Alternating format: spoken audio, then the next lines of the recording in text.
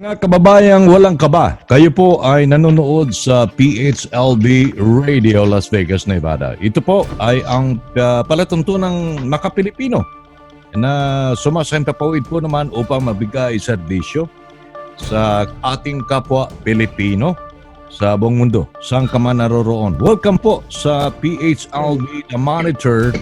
Ang mga International Broadcasters League members po natin ay ang mga sumusunod: Tony Vergara, Davao, Kenneth Gold, Los Angeles, Attorney Mel Libre, New Zealand, Sammy Abunda in Bukidnon and Cagayan de Oro City, Philippines, at si Mr. Al Cabusas po naman ay nasa San Francisco sa Bay Area. Sila po ay sumasa inyo upang mapag-alaman po natin ang mga nangyayari po na masamang idinudulot po ng coronavirus sa kanilang pong mga lugar. Ako po ang inyong abang lingkod sa Himpapawid sa PHLB Radio The Monitor, Rex Recarte po lamang. Sana tayo pong lahat ay nasa mabuting kalagayan po, well and healthy. At least may mga pagkain po tayo sa bawat hapagkainan ng ating mga tahanan. Unahin po natin ang mga greetings. Buhat po naman kay Tony Vergara sa greetings po from Davao City. Tony, go ahead. Maraming salamat, Rex. Magandang umaga. Umaga kasi dito. It's 8:10 in the morning. And kapasalamat kami ng mga kasamahan ko dito sa Pilipinas na makapagbigay ng ating mga balita. Ang number one news ngayon dito. Pwede na ba ako magbigay ng news? Mamaya, konti. Dito po naman tayo kay Attorney Mel Libre, New Zealand. Greetings to you, Attorney Mel Libre. Yeah. Kia ora, Rex Recarte from Las Vegas. This is Mel Libre here in New Zealand. I'm based in Hamilton City, and I'm happy to join the Monitor today. Thank you. Thank you, Attorney. Dito po naman tayo sa Los Angeles, California. Kenneth Gold, go ahead. Magandang araw po. Maraming salamat, Rex Recarte, at sa lahat ng ating tagapakinig sa buong mundo. Happy viewing sa inyong lahat. Thank you. Thank you. Thank you, Mr. Gold. Balik po naman tayo sa Pilipinas. Sammy Abunda. Sammy James from Bukidnon, Cagayan de Oro City. Go ahead, Sammy. Good morning, Brad Rex. Kumusta na po? From the cool city of Malay-Malay, Bukidnon, this is Sammy Abunda. And I would like to greet all the people around the world listening and monitoring the Monitor right now. And looking forward for a healthy day ahead of us. Thank you. Thank you, Sammy. Thank you. And finally, from the Bay Area, San Francisco, Mr. Al Dodong Cabusas. Magandang hapon, Mr. Rex Recarte. Anyway, I am really honored to be with you guys. And hopefully we will have a long-lasting, it's been a long-lasting relationship already. Thank you. Thank you. We have seen each other for the past 20, 30 years. Huh? My goodness. Anyway, the weather is fair here in the Bay Area. When you say the Bay Area, kasi it's San Francisco. And then I am just about 30 minutes or 1 hour drive from San Francisco. I am just in between the capital city of California, which is Sacramento. So I am between San Francisco and Sacramento. Okay? So it's really, I'm really honored to be with the former guys here. Rex, we were together with R.A., Tony, and Tony, Vergara. And of course, Abdon, si ano? Si ano isa? Ed. Mr. Gold. Additional. Mr. Gold. Mr. Gold. Ambot na. Gikan man na siya silver na gold naman. Anyway. Nice talking to you guys, and I will be standing by. Okay. All right. So, Unahin po natin si Attorney Mel Libre in New Zealand. And then we'll check on his situational report. Thank you. Attorney Mel? Good afternoon. It's 1:08 p.m. here in New Zealand. And ang akong report is, first is on March 26th at 12 midnight, ang among Prime Minister, Jacinda Ardern, declared a state of emergency in New Zealand, and we will have a 4-week lockout. The entire nation is in a lockout now, so everyone is asked to stay inside their homes. So ako, I've been confined to my house for the past almost a week already. But we are updated because of the social media. We know what's happening around New Zealand and around the world. So as of this moment, there are 657 COVID cases in New Zealand. 657? 657. Wow. 74 have recovered, and there are 14 people in the hospital, and there is 1 fatality or 1 dead person. So who are allowed to go out? Only those who are essential workers, which would include hospital workers, Right. health workers, trashmen, garbage men, Right. supermarket. Right. These are the people who are allowed to go out. No Right. need of a pass. Mhm.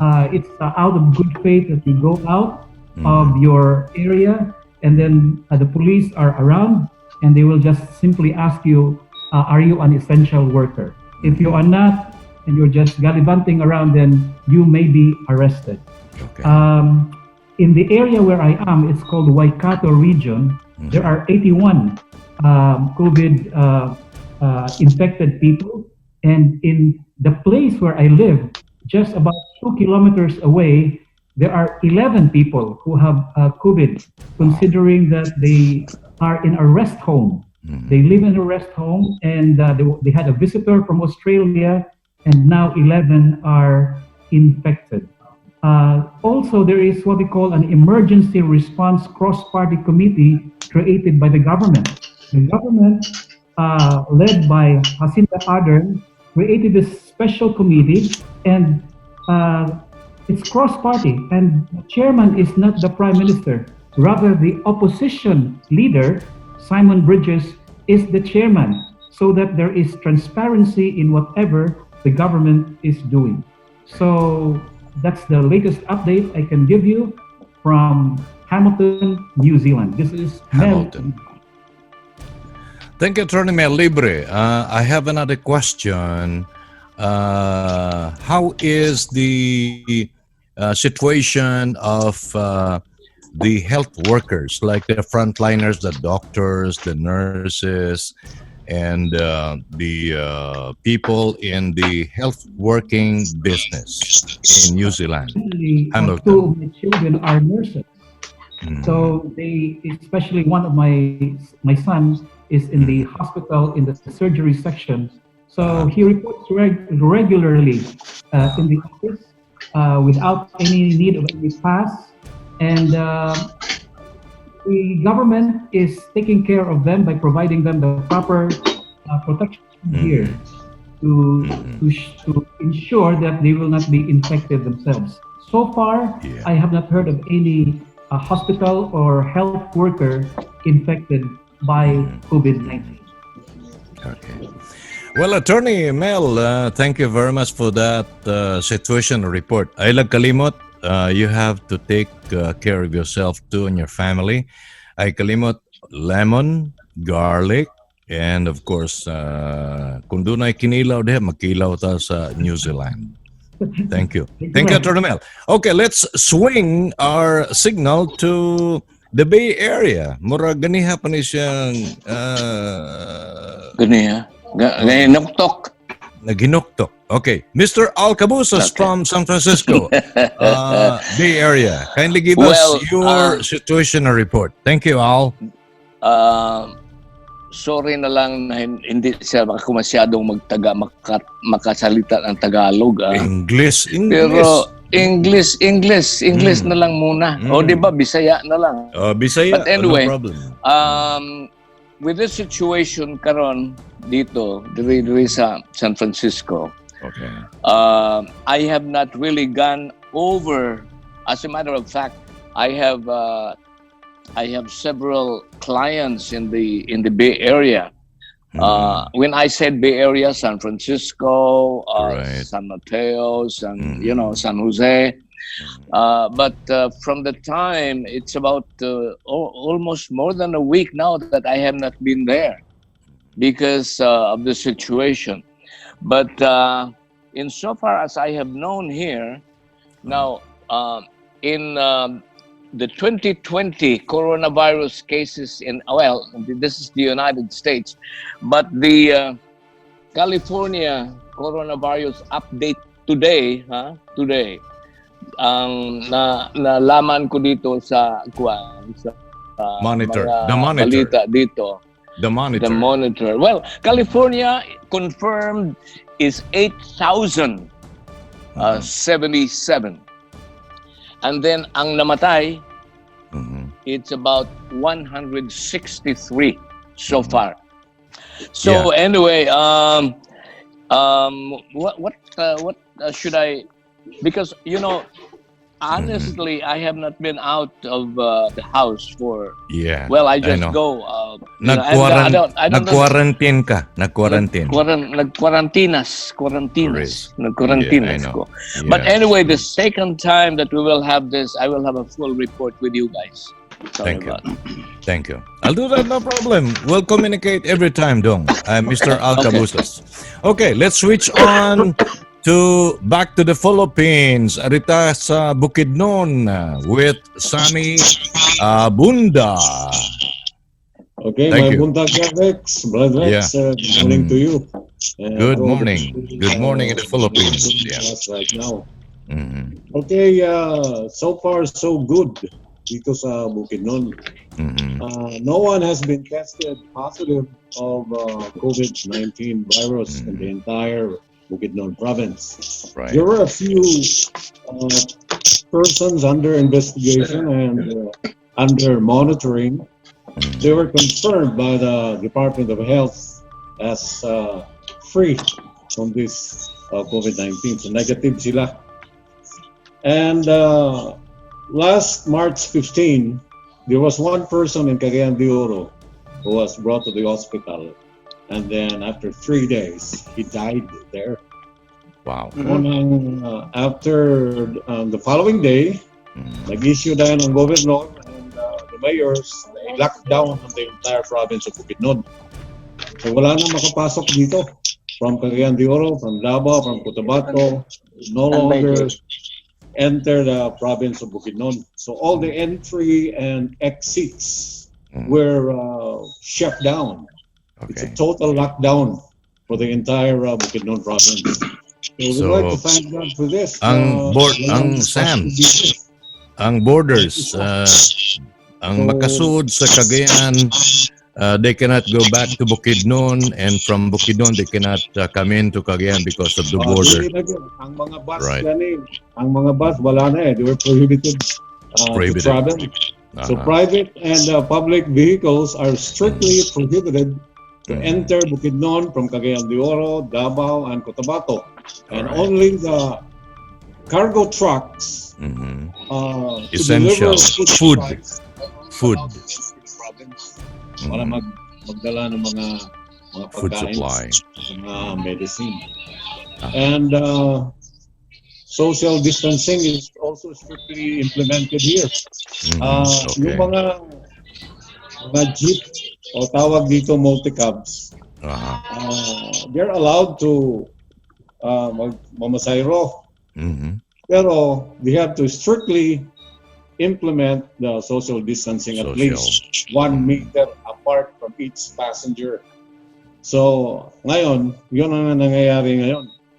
Paano And meron pang Paano? bago silang ginawa ngayon ng government, they call it the Enhanced Community Quarantine, ECQ? that only one member from each family is allowed to go out as errand to buy food, medicine, and other necessities.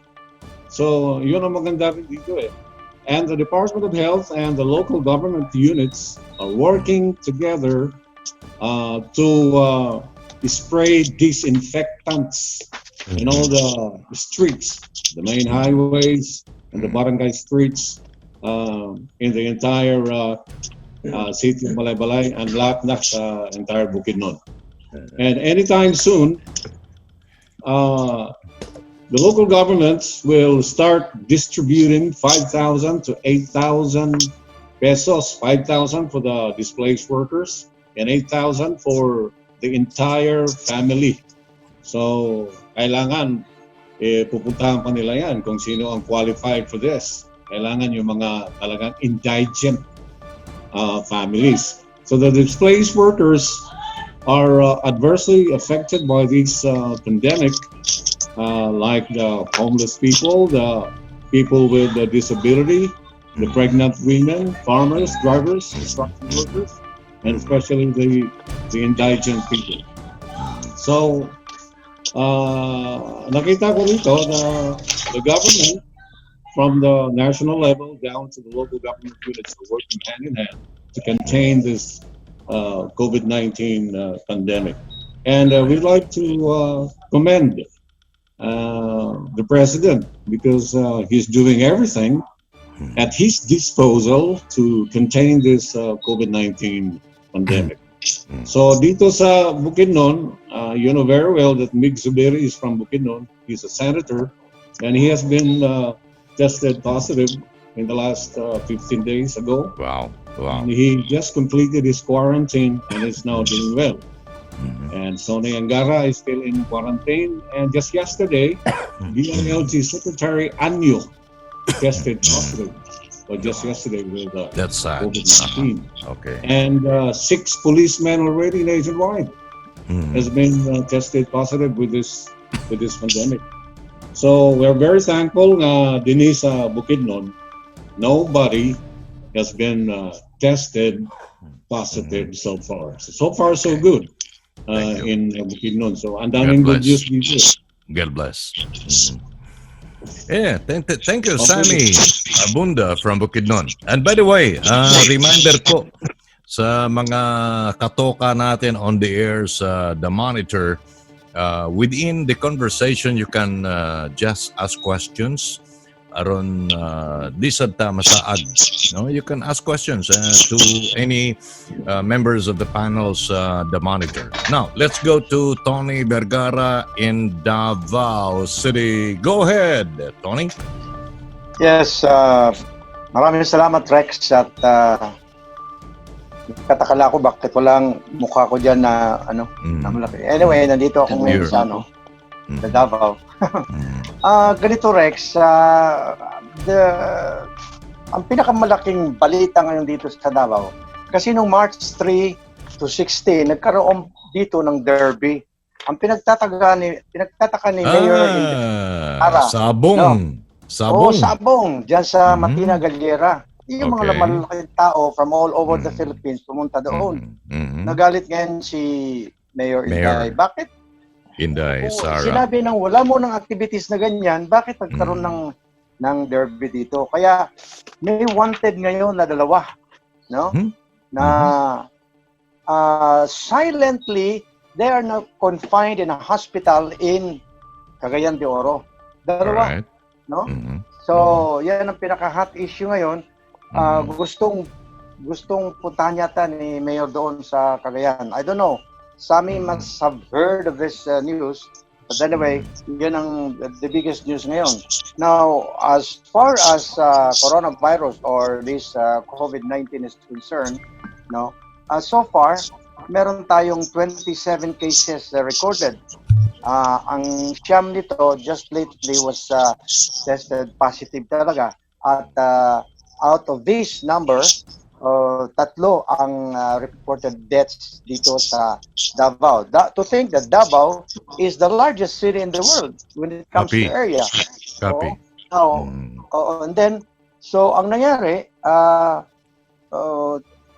because of the, semi-lockdown eh. All of us have been staying in our respective residence for the past few weeks already. Alright.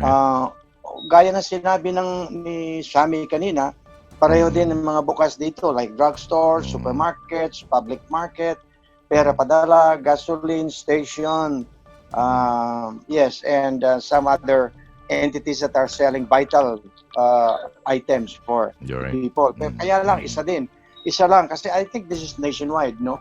Na isa lang ang dapat pumunta at identified yan. Hindi kagaya ng New Zealand na hindi na pala tinatanong, wala ng ID, basta tinatanong lang kung ikaw ba'y ano ang term noon. But anyway, dito talaga meron kang ID na ipapakita. Today sinabi ni Mayor Duterte na ito daw ang pinakamabagsik na araw, simulan ng mabagsik na araw pagpapatupad nitong parang semi-lockdown dito sa Davao ngayon, no? Sabi niya, today, Mayor Sara announced that today is the strictest implementation of the law. It will be implemented today. I don't know how strict is that. I think talagang stricto na. Nandito na kami sa pati yung mga gala na pareho ni na Sammy James, natin lahat sa media na hindi naman mapakaling matigil ng bahay, pero ito na, natanggong tagdiriso sa Davao. But Tanggong that's good tanggong. because we have this kind of program and we can still report to the world the goings on in our respective area. So far, yan muna, Rex, ang ating mai-report dito sa Davao, and it's very very peaceful. Thank you, Tony Vergara from Davao City. Thank you. And from San Francisco Bay Area, balik tayo po naman sa California, Los Angeles, kay Mr. Kenneth Gold na pwede mong isangla. Kenneth, go ahead. Thank you very much, Rex Recarte, sir. Yes, sir. And magandang araw po sa lahat ng ating tagapakinig mula sa buong mundo. At Bisaya na ba? Bisaya na ba? Bisaya. Just go on. Go ahead. Go ahead, Kenneth. Para masabta namin ba? Ang stay-at-home order ay mula sa March 19 hanggang April 19. By the way, Bong Aznar is on the line and he will be reporting from Washington, D.C. Go ahead, Mr. Jason Gould. is on the line also. Rex. And Jason. we'll check with Jason if he's on the line, and then Bong Aznar is now on the line from Maryland. Go ahead, Mr. Gould. Go ahead. Okay. About Kasi Garcetti. okay. Kasi iba-ibang petsa ng bawat lugar. So more or less makakuha tayo ng idea na ito ay sa Los Angeles City ang stay-at-home order ay March 19 hanggang April 19. Okay. Ngayon, Okay. dahil siyempre hindi ka makalabas ng bahay, hindi ka makapagtrabaho. So maraming na hindi nakapagtrabaho, walang pera, walang ibayad sa rental, walang ibayad sa pagkain, di ba? Ngayon, ako, Right. isa ako sa directly hit by this pandemic. Dahil yung March 24, 4 na taon na ako, 4 na taon at 3 buwan na nagtrabaho sa kumpanya ko. Pero March 24, pinadalhan ako ng love letter na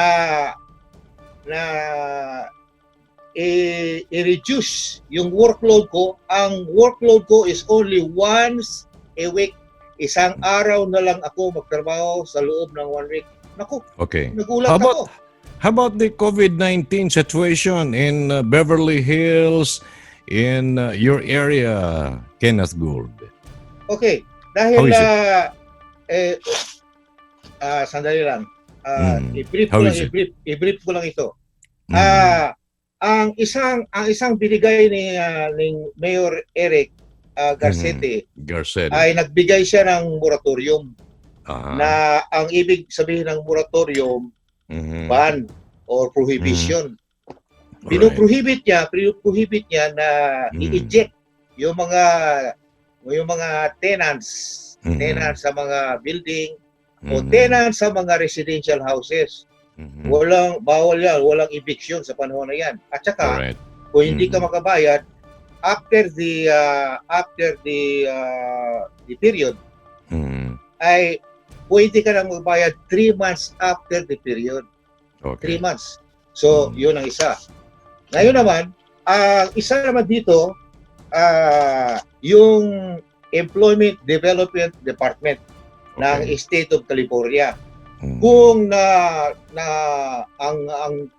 ang workload mo ay na-reduce, katulad sa akin, isang araw na lang in 1 week, or natanggal ka, pwede ka mag-apply sa Employment Development Department sa State of California. At pagkatanggap ka sa loob ng 6.5 months, matanggap ka ng tulong, more or less, $450 a week. Now, ngayon, ang nag-apply hanggang ngayon is more than 1 million na humihingi ng tulong. 1 million Californians humihingi ng tulong. Kita mo kami yan. Okay, balik tayo sa Mr. Gold sa COVID-19 situational report. How is it in LA? May situational report ako na pinadala sa iyo na videos, no? So, yeah, I got it. You can avail of that. Yeah, so, okay. Ngayon, patuloy pa ba ako? Yeah, sure. Ilang 30 seconds. Okay. Doon man dayon. 1 minute. Gawin nating 1 minute, no? Okay, go ahead. Ang namatay sa California ay 174. Okay. Ngayon, ang more or less na mamamatay araw-araw, more or less is 30. More or less. That's sad. Yan ang datum, no? Data. Ngayon, data. Dito naman sa entire world, ang namatay na is 37,000, roughly 40,000 ang entero mundo. Ang mamamatay per day, ito dahil nakuha ko ito sa chart, reliable source, no? Ang mamamatay supposed to be every day expected is 3,698 death per day worldwide. Now, sino ang top notcher dito sa mga nations na ito na sa namatayan? Ang top notcher, kumbaga, valedictorian, salutatorian, first honor, second honor. Ang valedictorian, Italy. Ang patay na is 11,591. Ang sumunod, salutatorian, Spain. Ang patay 7,340. Ang sumunod, first honor, China. Ang sumunod, second honor, United States.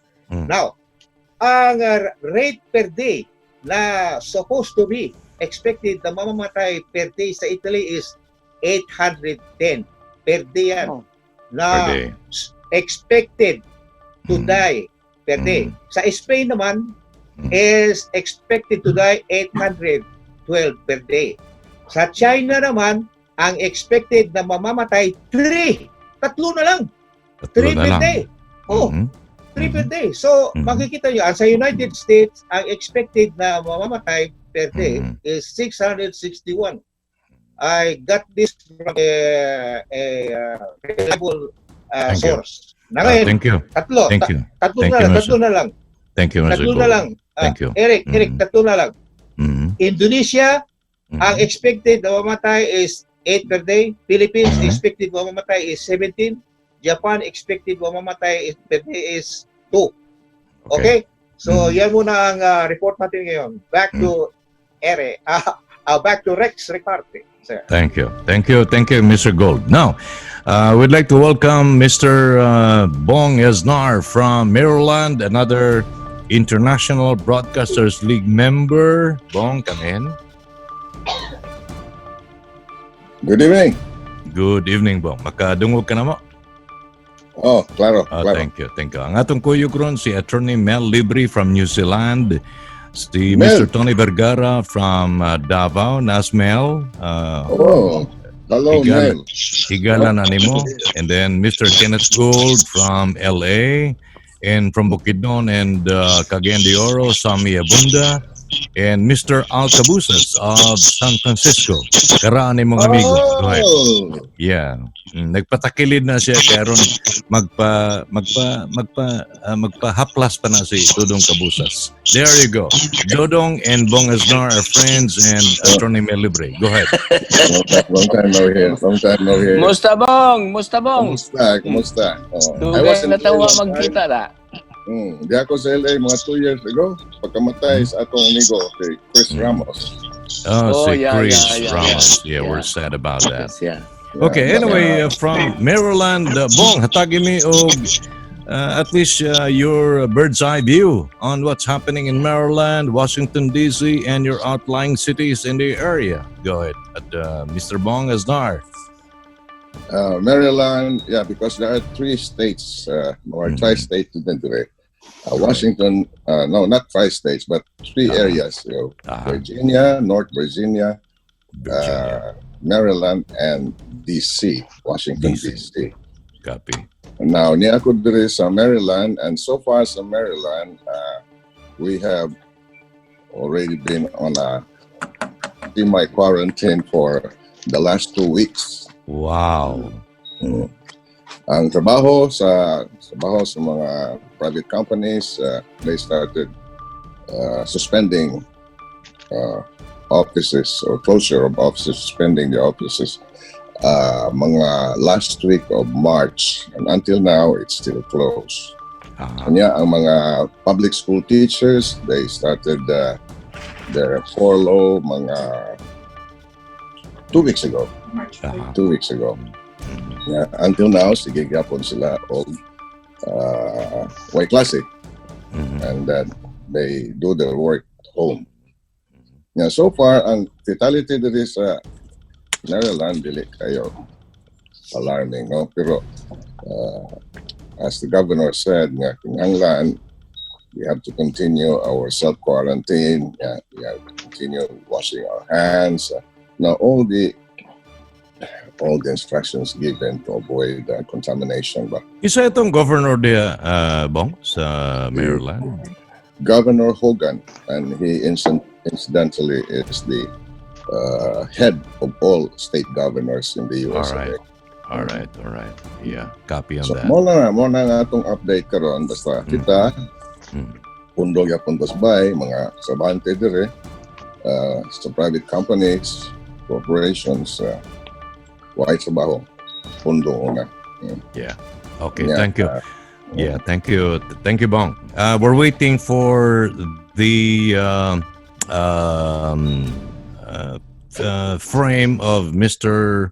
J. Sonza from Davao del Sur. Upon we can shoot questions. We have 15 minutes to shoot questions from Cabusas to Bong, from Bong to maybe Sammy Abunda, or you have questions Tony Vergara to Mel Libre, or maybe Kenneth Gold. Can question also Bong Aznar, and vice versa. Karambola taron, karambola. Doon na din ko ikuan. Flash. Okay. Let's start. Let's start lang with na Tony. Nagtanaw ron. Tony. Nagtanaw ron si isa nga kwan, si Melaine Dano kwan. Melaine Dano Garcia. Tanaw siya. Ana lang. Okay. Kunya na kung Okay, na copy. may mga questions dire sa Davao, kwan lang, puntahan na lang diha kaya akong tubagon. Philippines. Okay, Attorney Mel Libre, do you have a question to Bong Aznar from Maryland? Attorney? Mel? Maghuna-huna pa ko. Ako. Okay, nakoy question kambong. Okay, go ahead. Go ahead, Tony. Shoot. Tony Vergara here. Naabtan ta ka sa Cebu. Ako tong yo kay tingog dito kay Prof. Sammy James ba? Kunya na ako sa pinaka wali paminaw ng estasyon dito, pero sige lang lang. Ikaw ang nagkakunsa na. Anyway, Bong, ang Cebu man ka, no? Kay dugay-dugay ang pugo Cebu, nag-eskwela ko dito. Can we speak in Tagalog, Balita. Tony boy? Tony, Tagalog Tagalog, ka? Tagalog. Okay. Yeah. Alam kong basically taga Cebu ka at wala ako narinig ng mga balita tungkol sa Cebu. Ano ba ang latest news diyan as far as COVID-19 is concerned? Is it really dangerous or sabihin natin just like Davao na we only have 3 deaths here. Tony, Bong is now in Washington D.C. Sa Maryland. I'm sorry. I thought you've been monitoring your Dugay na si Bong sa kuan. Dugay na siya sa Pero nabasa ko pa ni Cebu eh. Pero anyway, sige sa Facebook about Cebu.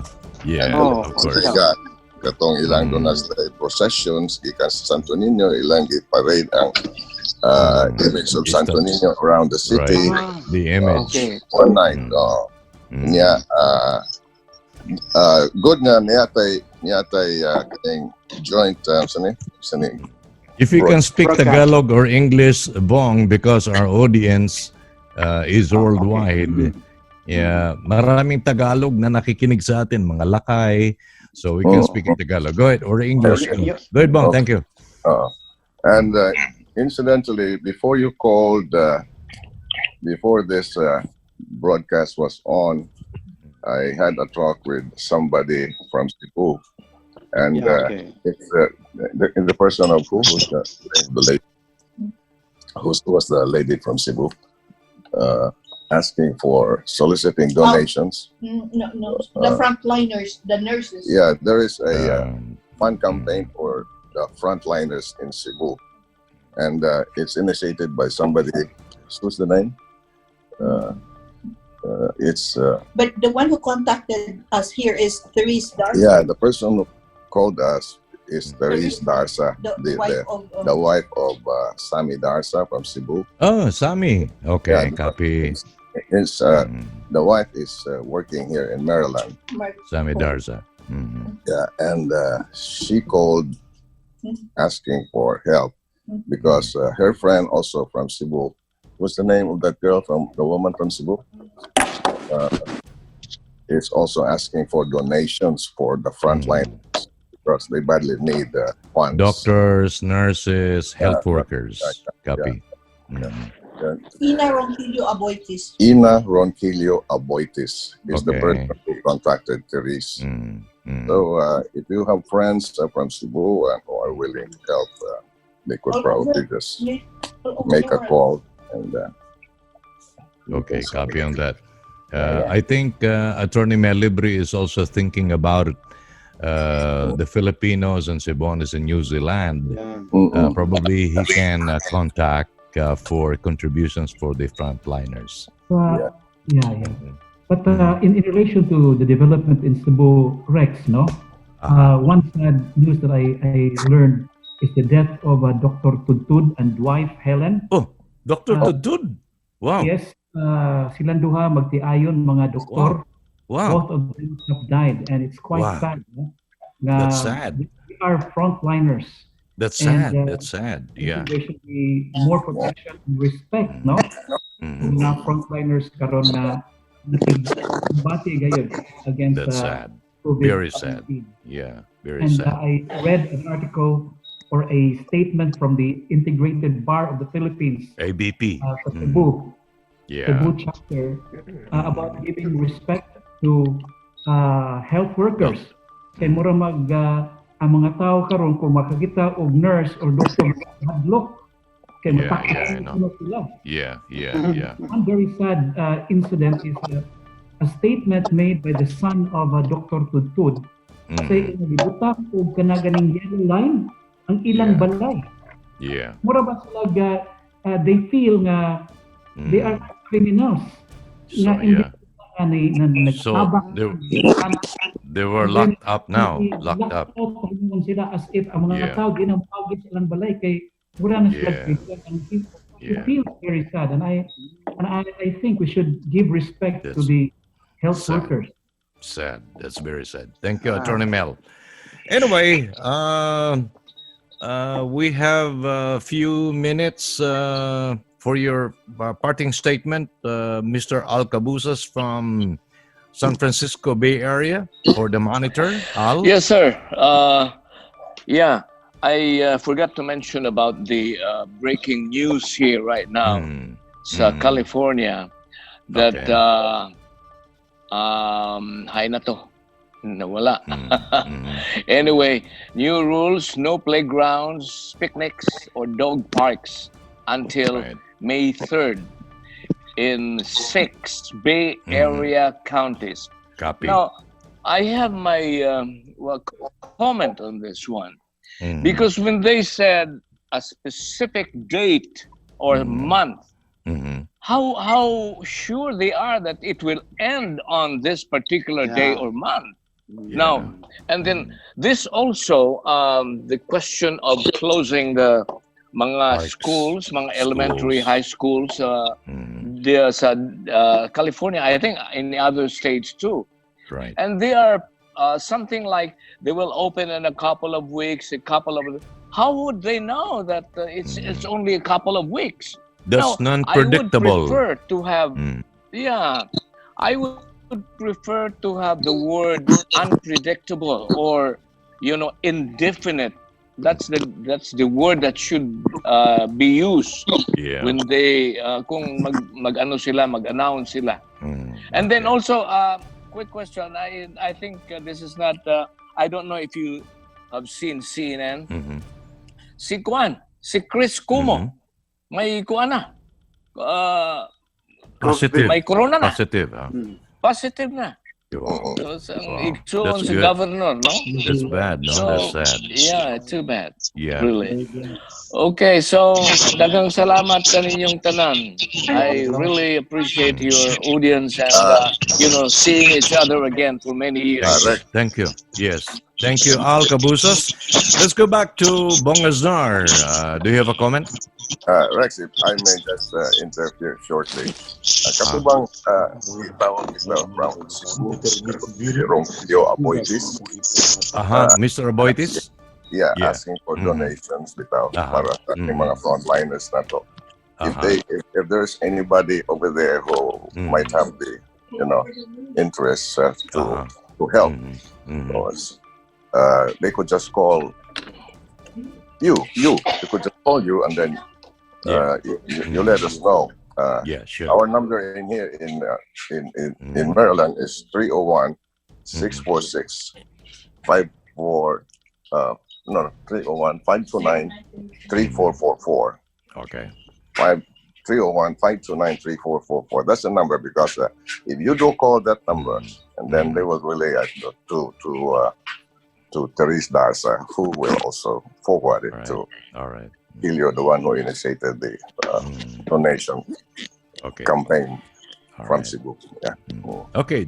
Your parting words, Bong Aznar from Maryland, please. Yeah, thank you for this. It reminds me of my broadcast days when we had that link from Manila, Davao, Bacolod.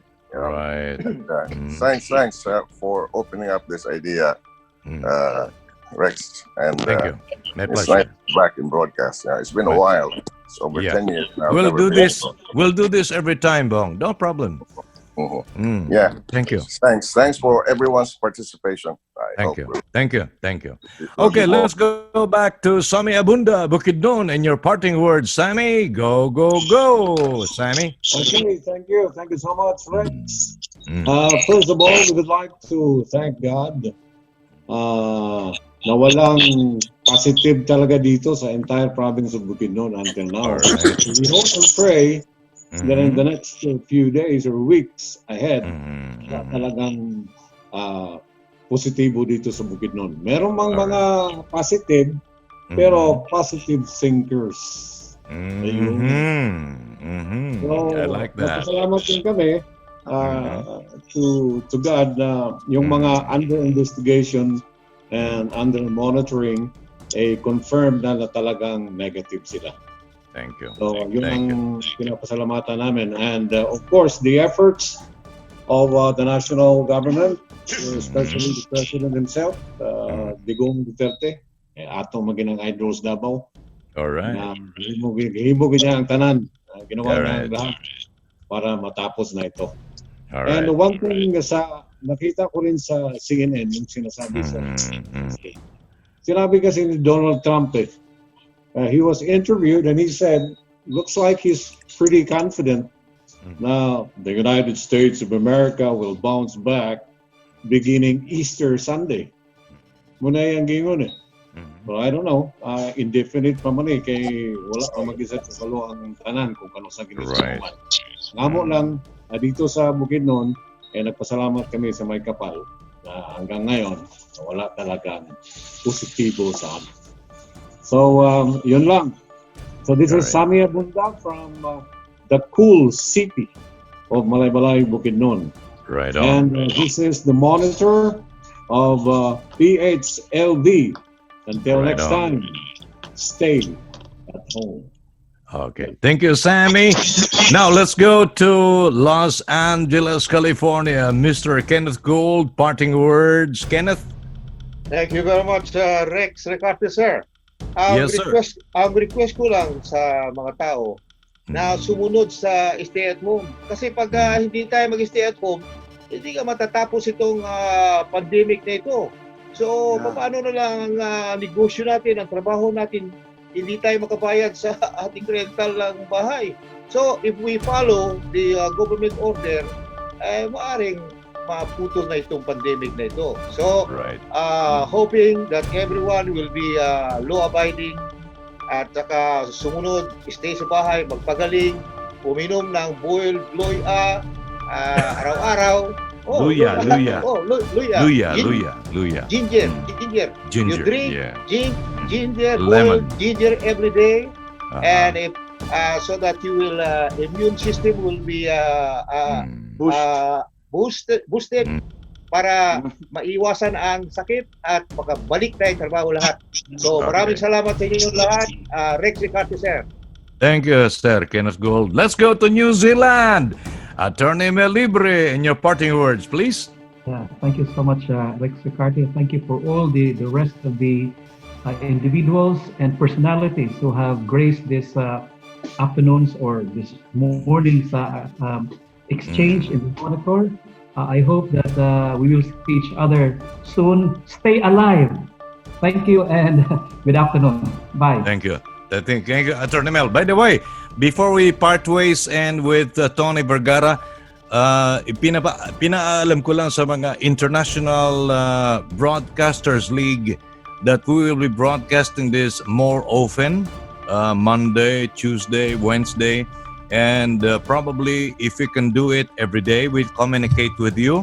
And please, pagka napansin nyo na mayroong link na pumapasok sa cellphone or sa computer ninyo, kindly respond to it because we would like to listen to each one of you, the International Broadcasters Leagues on the show monitor, para malaan natin kung ano mga developments so we can help our friends to all over the world. Okay, thank you. Now, Tony Vergara from Davao, your parting words. Tony, go ahead. Okay, thank you very much. And I would like to inform everybody that are tuned in to this radio station now, this PHLV radio, that we have scheduled as our interviewee, Mayor Sara Duterte. Nasa kay Rex Recarte kung kailan niya gustong i-feature, and in fact he's my neighbor and the president, his father. And the president. Duterte. Oh, And yes. Pilar Braga. Pilar Braga, yes. Alam mo si Pilar ngayon nanonood. Gusto lang niya malaman kung kailan niyang kokontakin ngayon si Mayor Sara. Then, as I've said, una si Mayor Sara, and then si itong si President Rudy Duterte. President, Okay, yeah. thank you very much. And as announced by our anchorman, Rex Recarte, na maaaring parang daily na ang ating presentations. So glad to hear that. So we can also gather all these VIPs in Davao who are running the Davao City and the Philippines. Okay. Sa ngalan po natin mga kasama ngayon, maraming salamat. Rex, Thank good you. day. Thank you, Tony Vergara. Thank you, Attorney Mel Libre. Kenneth Gold from LA. That's Mel is in New Zealand. Sammy Abunda is in Mel Libre, Bukidnon. Bong Aznar from Maryland. And of course, Cabusas from San Francisco, the Bay Area. Mga kaibigan, salamat po. At kami po ay nagpapaalam, but babalik po kami for the latest developments po naman para sa broadcasters na member po ng International Broadcasters League and the program monitor sa PHLB. Maraming salamat po at sana po ay magaling ang inyong pangangatawan. Alagaan po natin, eat the right kind of food and drink more water. Salamat po. Rex Ricarte po lamang. Magandang araw po.